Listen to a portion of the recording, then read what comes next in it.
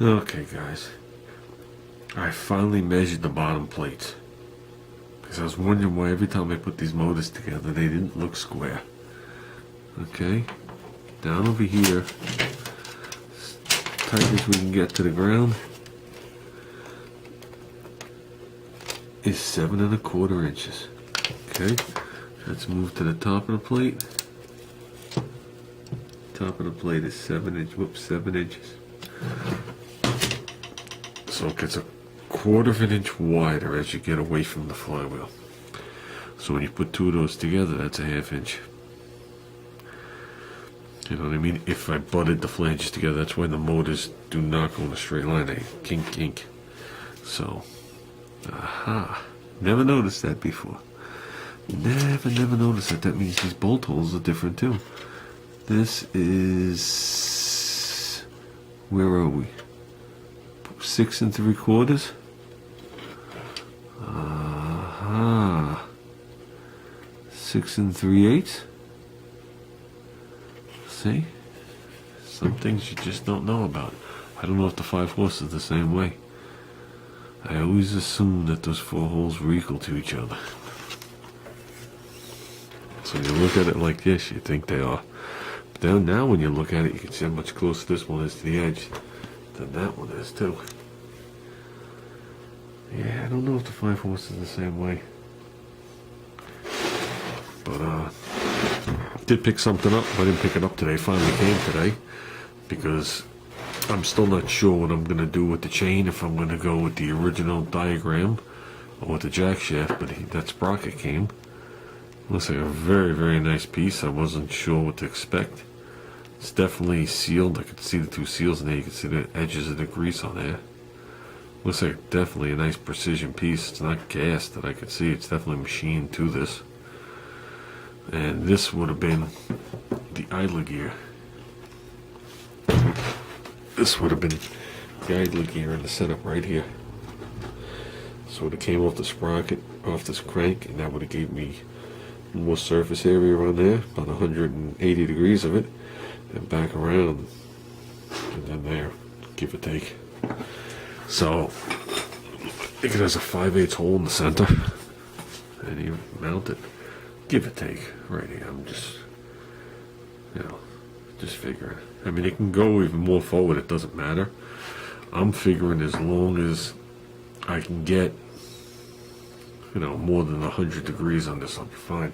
I'll probably be fine with 90, because at 90 degrees,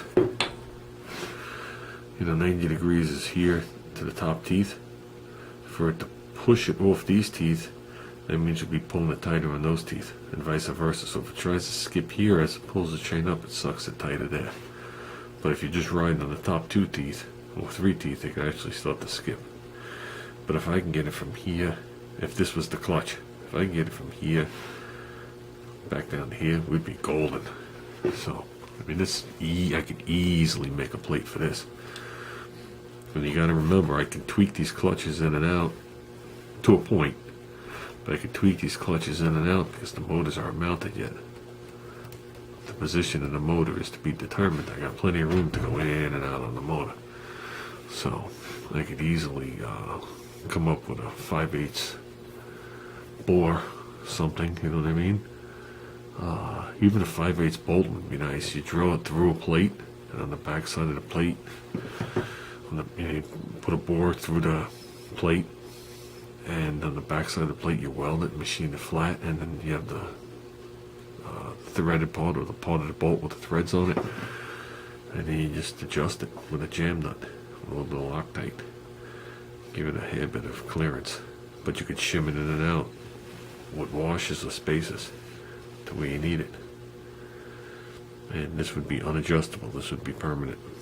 And then what I see a lot of them do is they sell a wheel, okay, and they put it on the bottom of the chain, and it's V-shaped. So it's shaped like, if you're looking at the wheel, okay, those are the sides of the wheel. It's like V, flat, V kinda, and the chain rides right in there, so the chain can't come out of it, and it acts as an idler. and they mount it on the slide, and that's the adjusted chain tension. And that's on bikes where the chain is a lot longer than even from my front motor to the back. You know, a lot of these drag bikes, you'd have to bring this crank to like over here.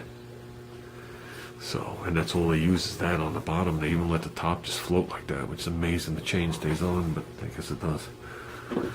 But yeah, I'm definitely very happy with this piece.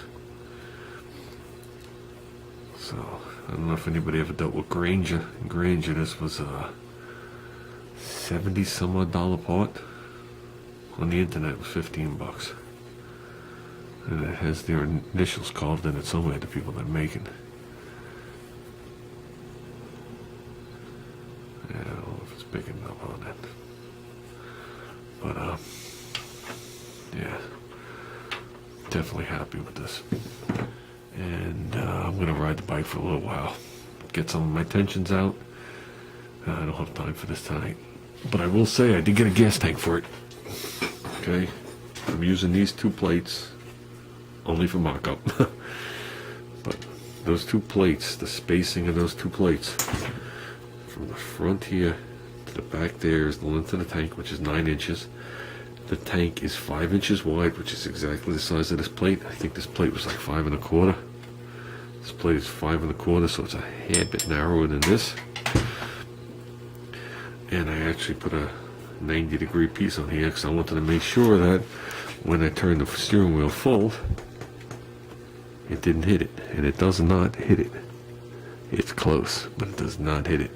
But you gotta understand, these taper out, so it misses it. And it's actually, the tank is rectangular, so you know, the edges are rounded over, so it's not a square box. The edges are rounded over, and it's off a Clinton engine, believe it or not. So it's 9 inches long, 5 inches wide, and 4 inches tall. So if I sit that there, even if I keep the carburetors in this range, I'll definitely have enough gravity feed for them. I was originally going to go with a cylinder tank here, but with the tank carburetors being up this high, I wouldn't have enough flow. So that's on its way. So we're getting there. That's it, guys. I'm going to ride a little.